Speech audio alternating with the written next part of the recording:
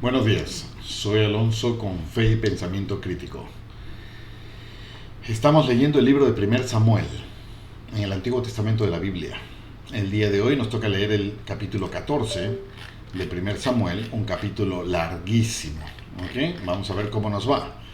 Lo que está ocurriendo aquí es que estamos a portas o al borde de una guerra terrible. Terrible para Israel. Tiene 3.000 hombres sin armas contra los filisteos, que tienen 30.000 carros de guerra con su gente y caballos, con armas. La confrontación es una masacre aparente y están que mueren de miedo los de Israel.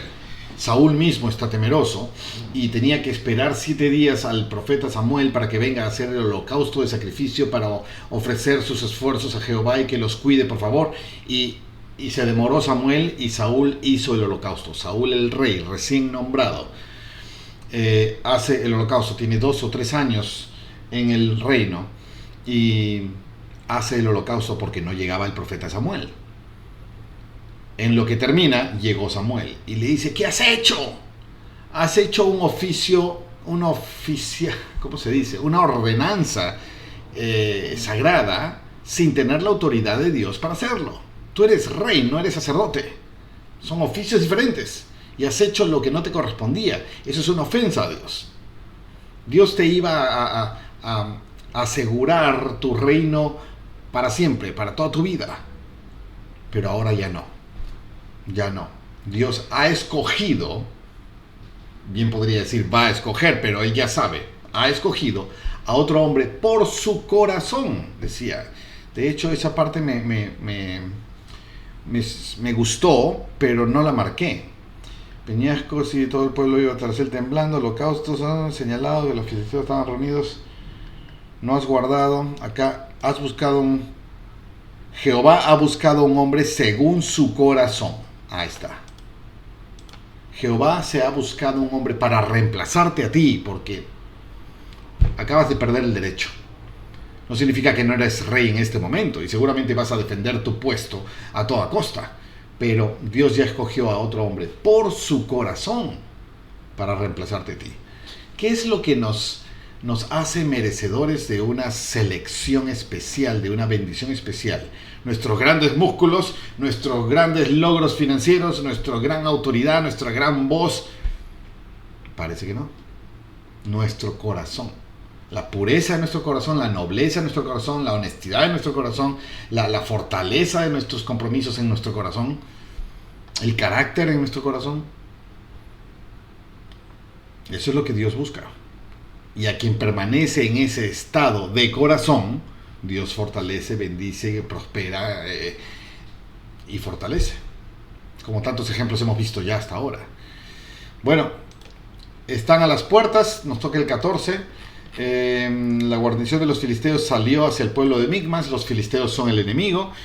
Son totalmente más poderosos que Israel en este momento. No tienen armas Israel porque parece que ha habido una estrategia social, sociopolítica de eliminar a los fabricantes de espadas y de armas, los herreros en Israel, y con el tiempo no tienen herreros. Y todas sus necesidades metálicas las llevaban a Filistea, así se dice, de los filisteos, el país de los filisteos, a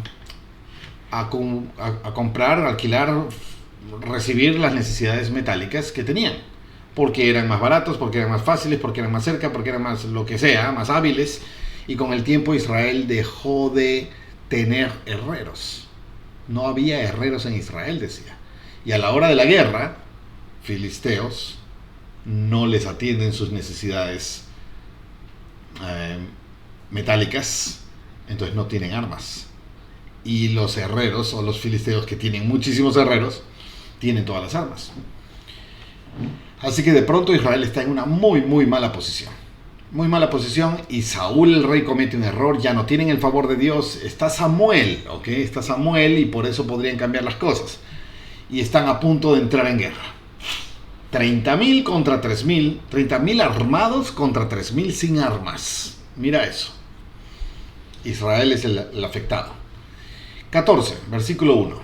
Y aconteció un día que Jonathan, hijo de Saúl, otro líder en la dirigencia militar, el hijo de Saúl, Saúl rey, hijo Jonathan, ¿ok? Que Jonathan, hijo de Saúl, dijo al joven que le llevaba las armas: ven y pasemos a la guarnición de los filisteos que está de aquel lado. Pero no lo hizo saber a su padre. ¿Para qué van a los filisteos? ¿Para atacar o para afilar sus armas? Pero no lo dijo a su padre. Y Saúl estaba en las afueras de Gabaa, debajo de un granado que hay en Migrón, y los que estaban con él eran como 600 hombres. Saúl en su lado. Y Ahías, hijo de Ahitob, como se pronuncie, hermano de Icabod, hijo de Finés, hijo de Elí, sacerdote de Jehová en Silo, llevaba el efod, y no sabía el pueblo que Jonathan se había ido. Ok, esto parece medio confuso, pero ¿te acuerdas de Elí? Elí era el sacerdote en jefe del templo cuando Samuel era un niño. Elí recibió a Samuel como consagración de Ana por el milagro que Dios le había concedido de tener un hijo, y lo consagra al templo, y Elí lo educa y lo cría como sacerdote y potente líder después. Finés era el hijo de este Elí, otro sacerdote de no buena reputación, ¿ok? Hijo de Finés. Y acá tenemos a Ahías, hijo de Ahitob, hermano de Icabod, hijo de Finés. Entonces Finés tenía un hijo, Icabod. Este Icabod tenía un hermano, supongo también hijo de Finés, o de otra esposa, no sé. Y este Ahitob, hermano de Icabod, tenía un hijo, Ahías. ¿Okay? Por alguna razón están mencionando a Ahías, que Ahías, este Elí, que era sacerdote de Jehová en Silo, donde estaba el templo temporal, aparentemente ya tienen 500 años ahí, pero ahí están, ahí estuvo, ahí murió Elí y quedó Samuel. Entonces, este Ahías, sobrino nieto de Elí, es el que estaba llevando el efod. ¿Te acuerdas del efod? Ese peto, chaleco, una cosa ceremonial especial para los sacerdotes de Leví. ¿Ok? Harás vestiduras sagradas a Aarón, tu hermano, honra, hermosura. Tú hablarás a todos los sabios de corazón. Las vestiduras que harán son estas: el pectoral, el efod, el manto y la túnica bordada, la mitra y una faja. Cuando estábamos en el desierto con Moisés recién salido de Egipto y se empezaron todas las instrucciones de cómo armar la sociedad, tanto el lado secular, legal, social, y el lado religioso del templo, de sacerdote, y vestiduras y ordenanzas y formas, todo eso, okay, de ahí viene ese efod. Entonces Ahías llevaba el efod y no sabía el pueblo que Jonathan se había ido. ¿Jonathan se ha ido con quién? Jonathan, hijo de Saúl, el joven que llevaba las armas. Ven y pasemos, le dijo. Y aconteció que un día que Jonathan, hijo de Saúl, dijo al joven que llevaba sus armas: ven y pasemos a la guarnición de los filisteos que está de aquel lado. Pero nadie sabía. Y Ahías. Ahora, ¿por qué Ahías lleva el efod? Esto es la autoridad del sacerdocio. Y era hijo o descendiente de Elí. Y Elí era levita, por lo tanto Ahías también era levita. Pero el castigo y maldición sobre Elí, debido a no corregir a sus hijos que eran malos sacerdotes, le dijo: el sacerdocio no más estará en tu linaje. Ese fue el castigo. Pero acá vemos que hay un nieto, sobrino, que sigue con el sacerdocio. Lleva el efod. Me parece una cosa extraña. Tal vez la maldición era solamente para padre e hijos, y no los sobrinos, y no los nietos, y no lo sé. La cosa es que Jonathan se fue con algunas armas al lado de los filisteos, sin que nadie lo sepa. Y entre los desfiladeros por donde Jonathan procuraba pasar a la guarnición de los filisteos, una zona de barrancos, había un peñasco agudo de un lado y otro del otro lado. Uno se llamaba Boses y el otro se llamaba Sene. Un peñasco así o un peñasco así, para abajo, no sé. Uno de los peñascos, supongo que para abajo, estaba situado al norte, hacia Micmas, y el otro al sur, hacia Gabaa. Dijo pues Jonatán al joven que le llevaban las armas, porque solamente Jonatán y Saúl, el rey y su hijo, tenían armas, el pueblo no tenía. Le dijo al joven que llevaba las armas: ven, pasemos a la guarnición de estos incircuncisos, estos miserables. Quizás Jehová haga algo por nosotros, porque nadie impide a Jehová salvar con muchos o con pocos. Porque nada impide salvar a Jehová con muchos o con pocos. Acá Jonatán está planeando realizar un acto heroico. Solo él y su siervo y su asistente, o tal vez eran un puñado de gente, los que tenían armas nada más. Somos poquitos, pero queremos hacer algo que sé que Dios quiere que hagamos, entonces Dios nos puede ayudar, aunque seamos pocos. Dice, nada impide a Jehová salvar con muchos o con pocos. Este es un acto de fe profunda, ¿ok? Puede salir mal. Cuando un acto de fe sale mal, ¿qué quiere decir? Que aquello en lo que tuve fe no es malo conmigo, o que mi fe no estuvo bien plasmada. Tal vez el personaje es bueno, pero mi fe estaba equivocada, mi fe mal direccionada. Si hay un líder eclesiástico que representa a Dios en la tierra, con el poder de Dios para hablar en nombre de Dios a los hombres, ¿por qué tomo mi decisión? ¿Debo tomar mi decisión o debo preguntar? Ahora, ¿cuánto debo preguntar? ¿Debo preguntar en todas las cosas? ¿O debo preguntar? ¿No debo preguntar en lo que es mi mayordomía y mis deberes? Sino tomar mi decisión y que Dios me prospere. Es una pregunta muy difícil, porque entramos a la relatividad casuística de cada uno. Y acá solo podemos ver la historia y analizar por qué fue bueno y por qué fue malo. La intención parece heroica y llena de fe en Jonatán, el hijo de Saúl. Y su paje de armas, su asistente, su siervo, lo que sea, le respondió: haz todo lo que tengas en tu corazón. Ve, pues aquí estoy contigo a tu voluntad. Un siervo fiel. ¿Ok? Vamos a ver si esto termina siendo bueno o no.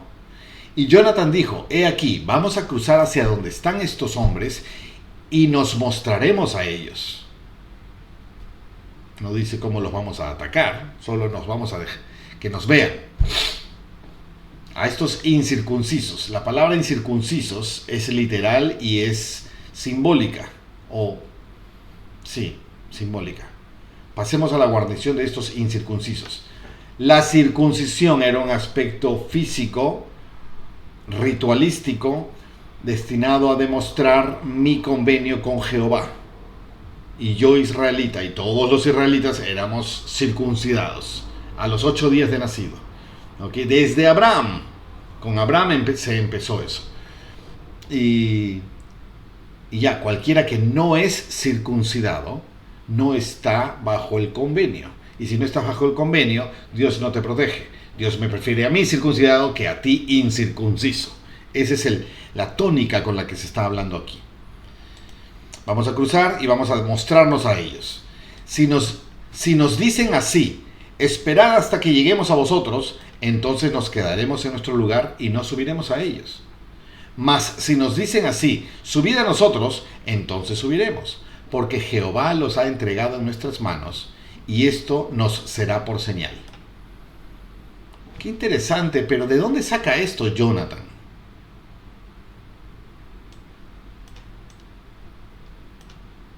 Muy interesante, pero no sé de dónde saca esta inspiración. Es solo un acto de fe. Si nos dicen quédense, nos quedamos, igual vamos a ganar. Si nos dicen vengan, vamos, igual vamos a ganar. Porque acá dice: Jehová los ha entregado en nuestras manos. ¿De dónde viene esa seguridad? Y estoy preguntando con honestidad porque me es difícil, como a toda persona, distinguir cuando mis decisiones son mías o son inspiradas de Dios. Esa creo que es el talento, la habilidad más difícil de perfeccionar en la vida. Distinguir si mis ideas son mías o mis ideas son inspiradas. y con ello tener la seguridad que va a ir bien a la postre, tal vez no al inicio. ¿De dónde saca Jonathan esta seguridad? Es fascinante. 11. Se mostraron pues ambos, son dos personas, a la guarnición de los filisteos, a este batallón, que no era todos los 30.000. ¿Te acuerdas que el batallón de los filisteos se había dividido en 3 grupos? Bueno, a uno de ellos, digamos 10.000 personas, un tercio, ¿no? Se mostraron pues ambos a la guarnición de los filisteos, y los filisteos dijeron: he allí los hebreos que salen de las cuevas en que se habían escondido. Y los hombres de la guarnición respondieron a Jonathan y a su paje de armas y dijeron: subid a nosotros, vengan, y os haremos saber una cosa. Me parece una chiquillada típica, ¿no? Ven, que te voy a dar un caramelo. Y es para hacerte daño, obviamente. Os haremos saber una cosa. Y entonces Jonathan dijo a su paje de armas: sube detrás de mí, porque Jehová los ha entregado en manos de Israel. Este es un héroe, ¿eh? No hay duda. La seguridad con la que actúa. Y subió Jonathan trepando con sus manos y sus pies, y detrás de él entonces el risco, este abismo, no era hacia abajo, era hacia arriba. Allá estaba. Vengan, le dijeron, y empezaron a subir. Tú sube detrás de mí. Y subió Jonathan trepando con sus manos y sus pies, y detrás de él su paje de armas. Y a los que caían delante de Jonathan, su paje de armas que iba detrás de él los remataba. Yo sé que pelear en su vida es mucho menos efectivo que pelear en bajada. Y Jonathan está subiendo, trepando con sus manos y pies. Y a los que caían delante de Jonathan, o sea, Jonathan está peleando y ganando, aún mientras sube. O es un superhéroe este Jonathan, o estaba totalmente favorecido de Jehová. Y él no tenía ninguna duda. Y los que Jonathan hería y caían, el paje, el siervo que venía detrás de él, los remataba. Esta fue la primera matanza en la cual Jonathan con su paje de armas mataron a unos 20 hombres en el espacio de una media yugada de tierra. Yugada, el yugo de los bueyes cuando hacen movimiento de tierras para cultivar. Una yugada, ¿cuánto es? ¿Será 100 metros? ¿Será 1 kilómetro? ¿500 metros? Bueno, media yugada es la mitad de eso. Yo diría un tramo de 25 metros. Se me ocurre, ¿ok? 30 metros. Y mataron a 20 hombres. La primera matanza.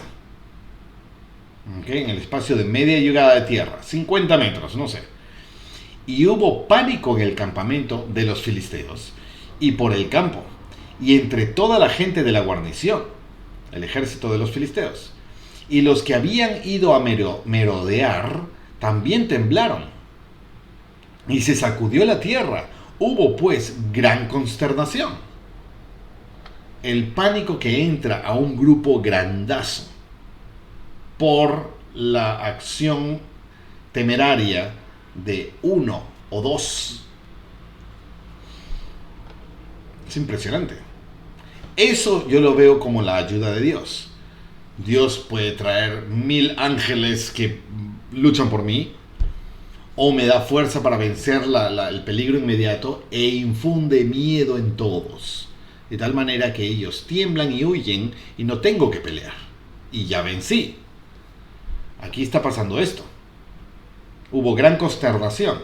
Y los centinelas de Saúl, hablamos del papá ahora que está en otro lado, los espías, los vigías, los que estaban en lugares altos mirando qué pasa por todo lado, los centinelas de Saúl vieron desde Gabaa de Benjamín que la multitud se dispersaba e iba de un lado a otro. Están viendo la guarnición de los filisteos en ese extremo, y de pronto algo pasa y se vuelven locos, se empiezan a escapar, y mucha bulla. Entonces Saúl dijo al pueblo que venía consigo, Jonathan con un grupo y se fue solo, y Saúl, papá, con otro grupo, y al ver que está habiendo caos en ese grupo de los filisteos, no sabe por qué todavía. Saúl dijo al pueblo que tenía consigo: pasad revista ahora y ved quién se ha ido de los nuestros. Y al pasar revista hallaron que faltaba Jonathan y su paje de armas.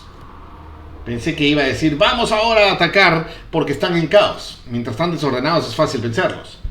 Pero, ¿qué ha pasado? ¿Quién los está atacando? A ver, ¿quién falta de nosotros? Tomó lista. Falta mi hijo y su paje, su siervo. Y Saúl dijo a Ahías. ¿Te acuerdas de Ahías? Ahías es ese sacerdote que tenía el éfod. Ahías, que tenía el éfod. ¿Ok? Entonces Saúl dijo a Ahías: trae el arca de Dios. Oh, están viajando con el arca otra vez. Porque el arca de Dios estaba entonces con los hijos de Israel. Ya no estaba en Silo, allá en el templo donde vivía Elí y creció Samuel. Se la habían llevado para pelear esa primera guerra de hace muchos capítulos, donde perdieron 4,000 hombres en la primera batalla, luego 10,000 o 30,000 en la segunda, y trajeron el arca, y el enemigo los vence y se roba el arca empieza a infectar a todos en ese pueblo, y ese pueblo de los filisteos devuelven el arca porque les causó maldición, y ahora el arca está ahí dando vueltas con ellos, aparentemente. No ha vuelto a Silo, donde vivía Samuel. El arca estaba con los hijos de Israel. 19. Y aconteció que mientras aún hablaba Saúl con el sacerdote, Ahías, el alboroto que había en el campamento de los filisteos, allá donde Jonathan está atacando, el alboroto que había en el campamento de los filisteos aumentaba e iba creciendo en gran manera. Entonces dijo Saúl al sacerdote: retira tu mano. ¿De qué? Le había dicho: trae el arca de Dios. Y ahora le dice: retira tu mano.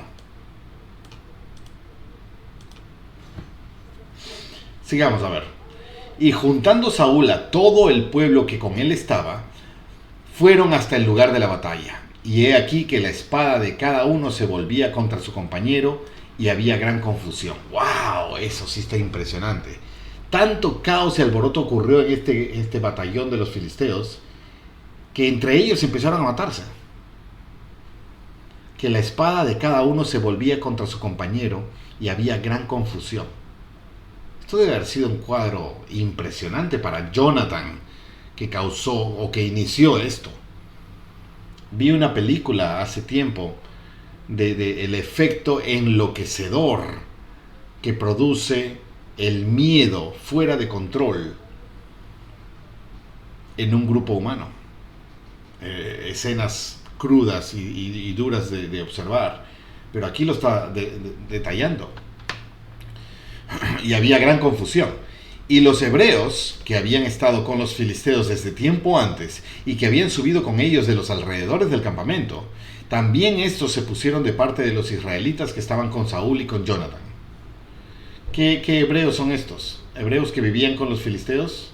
¿Hebreos que ya estaban de parte de los filisteos? Y de pronto ven esta terrible confusión y se pusieron de parte de Saúl. Muy conveniente. Asimismo, todos los israelitas que se habían escondido en los montes de Efraín, en las cuevas, en los fosos, etc., al oír que los filisteos huían, ellos también los persiguieron muy de cerca en aquella batalla. Todos cobraron ánimo cuando el enemigo se asusta, se debilita, todos cobran ánimo y atacan con más fuerza. Así salvó Jehová a Israel aquel día, y la batalla llegó hasta Bet-aven.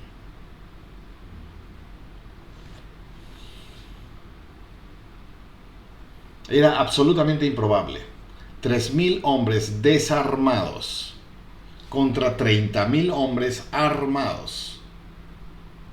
Y el milagro ni siquiera viene porque los 3,000 fueron más fuertes que los 30,000, no, porque uno se enfrentó en forma heroica por un lado, asustó, el susto fue un efecto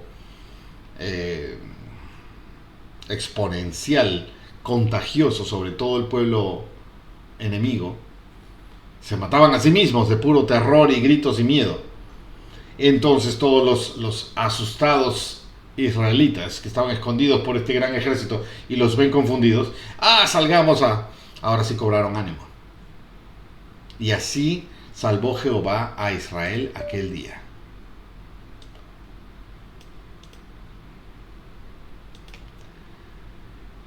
Qué cosa extraña, ¿no? Trae el arca de Dios. Luego, retira tu mano.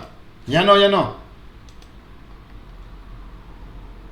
¿Por qué ha salvado Jehová a Israel en aquel día? Un pueblo que no se ha preparado, un pueblo que ha elegido a rey por encima de Jehová, un rey que actúa desautorizadamente haciendo holocaustos cuando no debe hacerlo, y por la fe de un hijo, que debe ser un potente muchacho, que dice: Dios me va a fortalecer, Dios se los va a entregar en mi mano. Somos dos, es más, soy yo solo y mi siervo. Y con las armas que tengo, no sé cuántas armas tengo, 5 espadas, 2 hachas y piedras, no sé, flechas. Y maté a 20 en una forma muy inconveniente. Y esas matanzas de 20, que no es poca cosa, 1 a 20 es wow, este tipo es tremendo y está fortalecido por Dios y protegido. Pero este efecto de miedo causó que todo el batallón se descalabre, se desordene, se empiecen a pelear entre ellos mismos. Y entonces el pueblo débil tiene opción de ganar fácilmente a un pueblo, a un ejército desordenado. Impresionante. Ahora el 24 no dice que todo fue bueno. A ver, 24 dice: pero los hombres de Israel fueron puestos en apuro aquel día, porque Saúl había hecho jurar al pueblo, diciendo: cualquiera que coma algo antes del atardecer, antes de que yo haya tomado venganza de mis enemigos, sea maldito. Y nadie del pueblo había probado bocado. Esas amenazas del rey, ¿no? Y todo el pueblo del país llegó a un bosque donde había miel en la superficie del campo. Entró pues el pueblo en el bosque, y he aquí que la miel corría. Mas no hubo quien se llevase la mano a la boca, porque el pueblo temía el juramento. Qué interesante cultura, ¿no?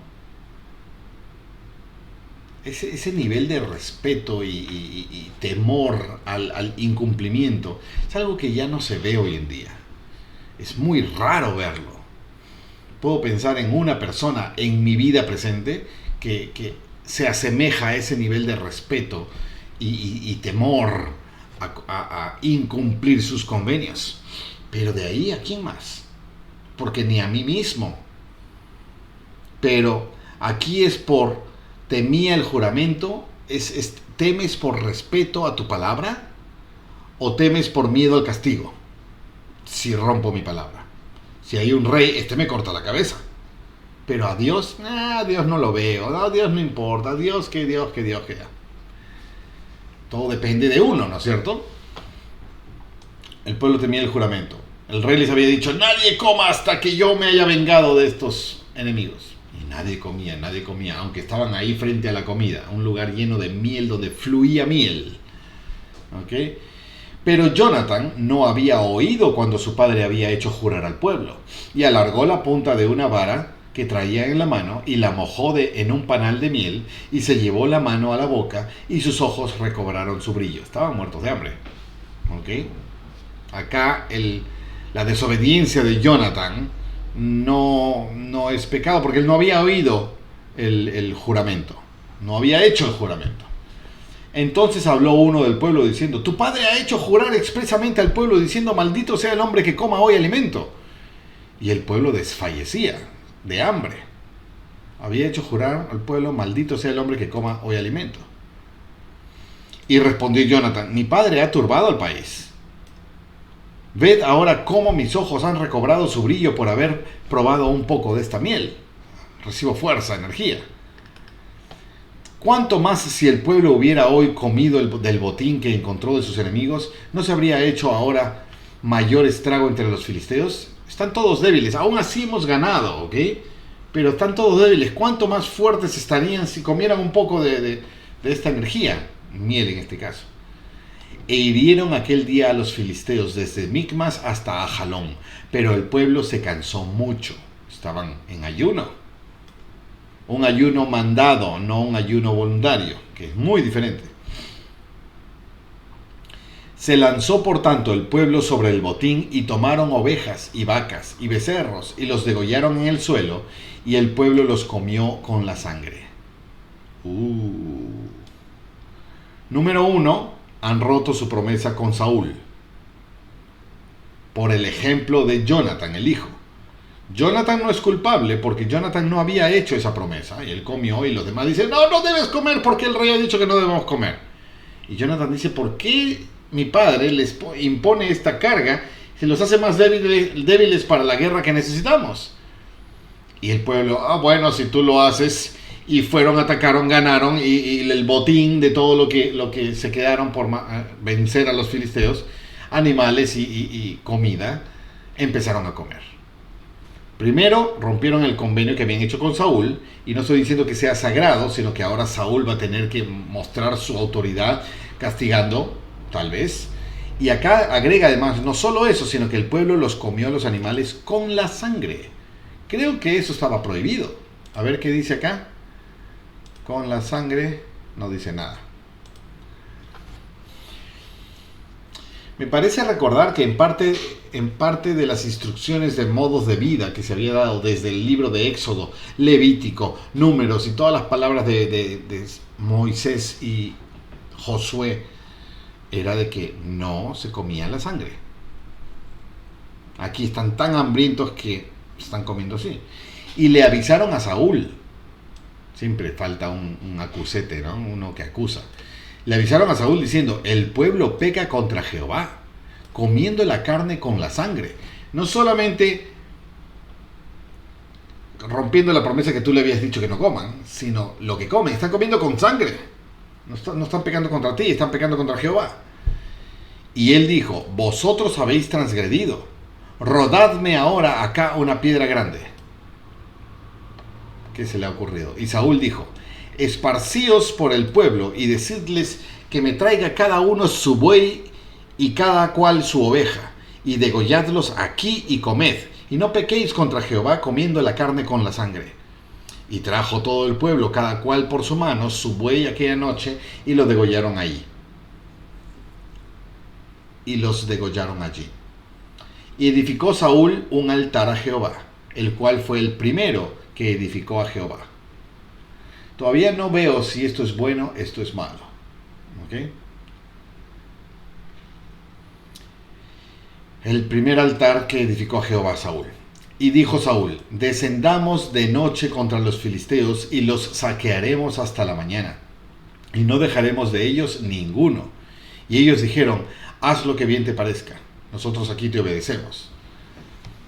Dijo luego el sacerdote, acerquémonos aquí a Dios, en esta piedra que hemos traído para que todos corten, coman y hacemos un altar a Jehová. Edificó un altar a Jehová. Acerquémonos a Dios aquí. Es como oremos a Él, pidámosle ayuda, arrepintámonos de nuestros pecados, limpiemos nuestro interior, que Dios nos favorezca. Eso es acerquémonos aquí a Dios. Y Saúl consultó a Dios. ¿Descenderé tras los filisteos? ¿Está bien que vaya? ¿Me vas a apoyar? ¿Los entregarás en manos de Israel? Mas Jehová no le dio respuesta aquel día. A ti que buscas a Dios con frecuencia, ¿no pasa que consultamos a Dios y no sentimos respuesta? No vemos respuesta, no escuchamos respuesta, no sentimos respuesta. Y es muy difícil porque la mente sigue andando y sigue trabajando. ¿Y es mis ideas o es inspiración de Dios? ¿O respuesta de Dios? Entonces dijo Saúl, acercaos acá todos los principales del pueblo y sabed y ved por quién ha sido hoy este pecado. Tenemos que limpiarnos de este pecado. Porque vive Jehová que salva a Israel, que aunque haya sido por mi hijo Jonathan, de cierto él morirá. Y no hubo en todo el pueblo quien le respondiese. Sí había sido Jonathan. le dijo a todos los líderes: ¿quién? Sabed y ved por quién ha sido hoy este pecado. ¿Quién les dijo que coman? Y fue Jonathan. Jonathan es el héroe de esta historia, pero ahora por la impulsiva reacción de Saúl, va a decir: aunque sea mi hijo, lo mataré. Él no piensa que es su hijo. Y todo el mundo se queda callado.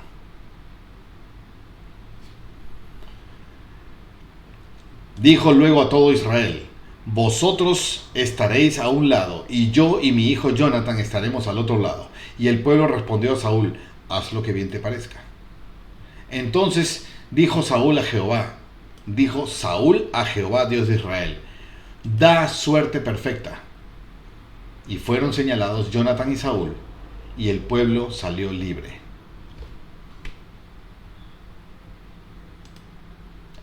Es decir, dame la respuesta correcta. Esta frase de da suerte perfecta, acá hay un llamado y dice al costado una anotación de los, no sé, estudiosos, teólogos, traductores, lo que sea que escribieron esto, o redactaron, copiaron esta versión del Reina Valera. Dice, es decir, dame la respuesta correcta. Da suerte perfecta. No, esto tampoco lo escribieron los de Reina Valera. Estas anotaciones a pie de página y estos símbolos para ver explicaciones son explicaciones modernas, ¿ok? Modernas. Y no quiero con eso desautorizarlas necesariamente, pero es la opinión de alguienes. Entonces, podemos entender esta suerte como dame la respuesta correcta. Saúl dijo a Jehová: dame la respuesta correcta. Entonces fueron señalados Jonathan y Saúl, y el pueblo salió libre. ¿Cómo fueron señalados? Y Saúl dijo: echad suertes entre yo y mi hijo Jonathan.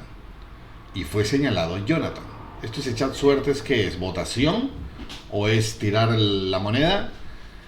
Entonces Saúl dijo a Jonathan: declárame qué has hecho. Y Jonathan se lo declaró y dijo: en verdad probé con la punta de la vara que traía en mi mano un poco de miel. Heme aquí estoy, moriré. Tú que lo has dicho. Tú eres mi padre, pero eres mi rey también. Y Saúl respondió: así me haga Dios y aún me añada, que sin duda morirás, Jonathan. Pero el pueblo dijo a Saúl: ¿ha de morir Jonathan, el que ha hecho esta gran salvación en Israel? Él es el héroe de esta victoria. No será así. El pueblo se impone. Vive Jehová, que no ha de caer un cabello de su cabeza en tierra, pues has actuado hoy con Dios. Así libró el pueblo a Jonathan y no murió. Interesante, se impuso el pueblo al rey. Este es un rey que escucha al pueblo. Pero el pueblo dijo a Saúl: ¿ha de morir Jonathan, que es el héroe de esta salvación de Israel? No será así. Vive Jehová, por Dios que, ¿no? Vive Jehová, que no ha de caer un cabello de su cabeza en tierra, pues ha actuado hoy con Dios. Él ha sido el inspirado. Y Saúl no lo mató. Qué padre, ¿no? Porque dijo lo iba a matar. A pesar que cuando se descubrió: has sido tú, te voy a matar. Y Saúl dijo: así me haga Dios y aún me añada, que sin duda morirás. Y ahora no lo mato. Entonces, que Dios me añada y así me haga Dios. Esas palabras tan certeras respecto a compromisos que lo ponen todo en equilibrio, me parece impulsivo, vanidoso, en fin. Y no murió. Y Saúl dejó de perseguir a los filisteos, y los filisteos se fueron a su lugar. Ok, no ha habido la masacre que esperaba, pero se acabó la guerra. Y Saúl tomó posesión del reino sobre Israel. Recién se está consolidando su reino. E hizo la guerra a todos sus enemigos de alrededor, contra Moab, y contra los hijos de Amón, y contra Edom, y contra los reyes de Soba, y contra los filisteos, y donde quiera que se volvía era vencedor. No lo veo muy bien a Saúl, pero le está yendo bien. Ahora, estas zonas descritas, es todo alrededor de Israel. Porque si vemos en la guerra todos sus enemigos alrededor, contra Moab, si vamos a nuestro plano, Israel, ok, Moab es esta zona oriental, esta o por acá, Moab. Luego, Moab, y contra los hijos de Amón, lo mismo, Moab y Amonitas, era todo el oriente del río Jordán. Luego, Amón, y contra Edom. Edom, ¿te acuerdas de Edom, de Esaú, hermano de Jacob, el que fue llamado Israel, y que se alejó, que vendió su bendición de primogenitura por un plato de lentejas, y luego hubieron 20 años de distancia de huir Jacob de Esaú, y a todos los de Esaú los llamaban de Edom, edomitas, por justamente referencia al guiso rojo de aquella historia. Y luego se hacen amigos, en fin, los edomitas, era la zona, me parece, sur-oeste, la zona de Arabia Saudita, la zona del Sinaí, la zona de, por ahí, Gaza, me parece que esto es la zona de los edomitas. Entonces tenemos Moab, Amón, edomitas, y además tenemos contra los reyes de Soba y contra los filisteos. Soba no sé cuál es. No sé, ¿será más al sur o será al norte? Porque la zona del Líbano es la zona de los filisteos. ¿Ok? La zona ¿cómo se llama? Uy, se me fue. Un buen forastero, se me fue el pueblo de Damasco. Ahí está, Damasco. Damasco y Líbano eran la zona de los filisteos, aunque Damasco ahora pertenece a Siria. ¿No es cierto? Bueno, parece estar describiendo a todos los enemigos fronterizos, a todo alrededor. Y en todo lado vencía, era vencedor. Le está yendo bien, pero no está hablando bien de él, del rey Saúl. ¿Okay? No está hablando bien todavía. Y reunió un ejército y derrotó a Amalek y libró a Israel de manos de los que lo saqueaban.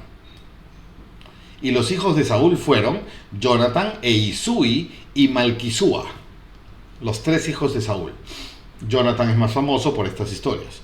Y los nombres de sus 2 hijas eran el nombre de la mayor, Merab, y el de la menor, Mical. 5 hijos.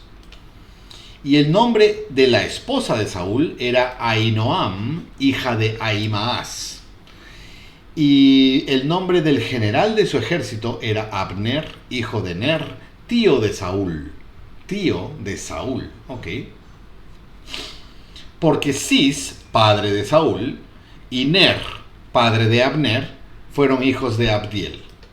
El papá del tío y el hijo del tío, y Ner, Saúl y Ner, porque Cis, padre de Saúl y Ner, ese es el abuelo de Jonathan, que era padre de Abner, fueron hijos de... En fin, línea genealógica, ¿ok? Si lo escribimos en un papel va a tener más sentido. No veo por qué, o tal vez lo veremos más adelante. Y la guerra fue encarnizada contra los filisteos todo el tiempo de Saúl. O sea, vencían la batalla, pero no acababan con los filisteos. Y a todo el que Saúl veía que era hombre valiente y hombre esforzado, lo reclutaba para sí. Estaba dedicado a hacer armas y ejército. Supongo que ya no son vulnerables como lo eran en la guerra de la primera matanza de Jonathan. Ya está pasando el tiempo, cuántas guerras, cuánto tiempo, hijos y nietos, ¿no es cierto? Ya, calculo fácil, han pasado 30, 40 años en solamente este capítulo. Y Saúl puede tener sus detractores, sus opositores, puede no irle todo bien, pero en general el resumen de su historia hasta ahora está bien, está ganando, está defendiendo el país, está reclutando, está fortaleciéndose, está teniendo hijos, parece que está bien. ¿ok? Estos detalles acá del altar, del sacrificio, del ayuno, de la comida, que mato a mi hijo por desobedecer, no lo mates, que fue el héroe, el hijo fue héroe, no el padre, me hacen ver a un hombre muy falible, a Saúl, muy falible. Y Samuel ha dicho ya desde el inicio, no, desde el capítulo anterior, ha dicho que Dios ya ha escogido a alguien que te reemplace, porque el corazón de ese alguien es mejor que el tuyo. ¿Okay? Entonces aquí tenemos a un rey Saúl de un corazón no tan noble, no tan cercano a Dios. Esa es la descripción de Saúl. Un buen rey, está logrando victoria, está defendiendo a su pueblo, está ok, es lo que se espera de un rey, pero no es lo que Dios espera, y va a haber un cambio. ¿Okay? Va a haber un cambio. A ver si Saúl se deja. Porque en el no dejarte lo que es la voluntad de Dios es donde vienen las dificultades terribles y donde caes, pero más profundo de lo que ya habrías caído. Muy bien, ese es el capítulo 14, un capítulo el más largo que hemos leído hasta ahora en este libro de Samuel. Y vamos a ver, yo más o menos sé lo que viene, y lo que viene es doloroso para Saúl porque le golpea en su mismísimo ego. Este es el gran problema de Saúl. Ha engrandecidose, ha llenadose de autoridad y se la ha creído, y tal vez hasta se ha olvidado dentro de tantas guerras lo que Samuel le dijo: Dios te va a reemplazar. Ya no importa. Obviamente no me ha reemplazado en los últimos 20 años y vengo ganando, soy un buen rey. Seguramente Dios me va a permitir quedarme. Vamos a ver. Cierro así el capítulo 14 y nos vemos en el próximo capítulo.